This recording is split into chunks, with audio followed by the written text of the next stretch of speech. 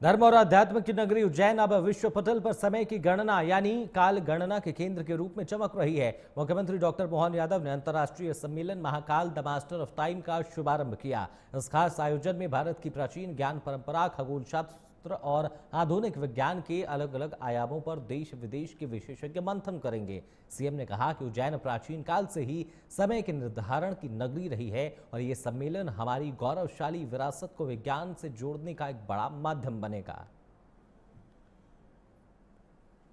तो आपको बता दें, उज्जैन में अंतर्राष्ट्रीय सम्मेलन का आगाज हुआ। Mahakal the master of time पर सीएम मोहन ने मंथन किया।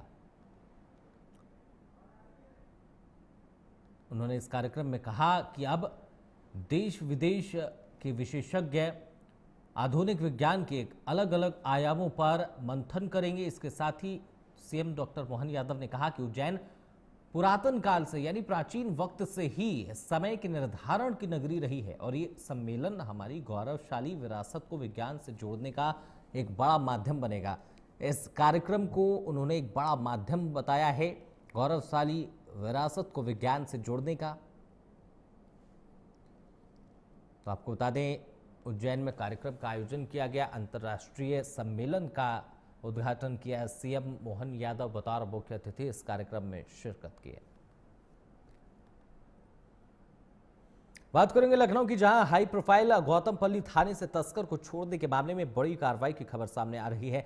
सूत्रों के मुताबिक इस गंभीर लापरवाही के चलते गौतमपल्ली थाना अध्यक्ष को लाइन हाजिर कर दिया गया। हालांकि अभी तक किसी भी उच्च अधिकारी ने आधिकारिक तौर पर इसकी पुष्टि नहीं की है। बताया जा रहा है कि बंदरियाबाग चौकी इंचार्ज तस्कर को पकड़ कर लाए थे, लेकिन चौकी इंचार्ज और एक सिपाही पर लेन देन का आरोप लगे हैं और पैसे लेकर छोड़ने के गंभीर आरोप लगे हैं। फिलहाल चौकी इंचार्ज और सिपाही पर कोई कार्रवाई नहीं हुई है। गौतमपल्ली का ये वही थाना है जहां के एसएचओ रत्नेश सिंह को लाइन हाजिर किया गया है। हालांकि रत्नेश सिंह और उनके तमाम पुलिसकर्मियों के ऊपर आरोप लगे हैं कि रिश्वत लेने का, 2.5 लाख रुपए का लेन देन का मामला है, जिस वजह से सुबह से ही सोशल मीडिया पर एक खबर चल रही है कि पूरे थाने को लाइन हाजिर किया गया है।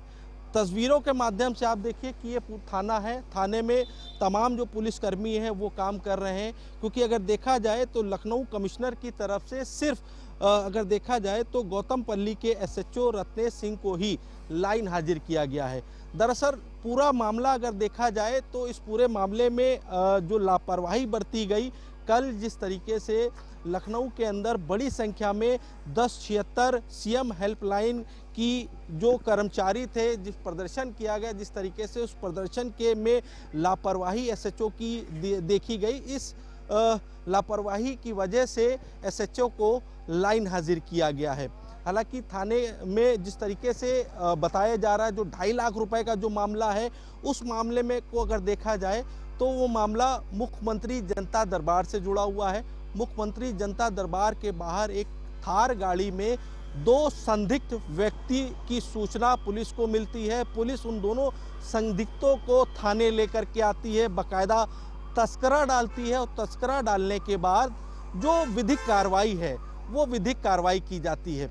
ऐसे में आरोप 2.5 लाख रुपए का लग रहा है। पूरे थाने को सस्पेंड करने की चर्चाएं हैं, हालांकि ऐसा अभी कुछ भी नहीं है।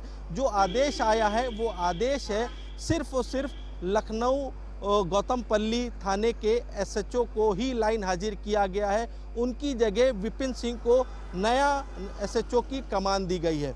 ऐसे में अब देखना ये होगा कि जो 2.5 लाख रुपए का जो पूरा खेल है, जो बंदरियाबाग चौकी इंचार्ज, जो 2 अन्य सिपाही जिनके ऊपर ये आरोप लग रहे हैं, ये आरोप कितने सही साबित होते हैं, ये आगे जांच में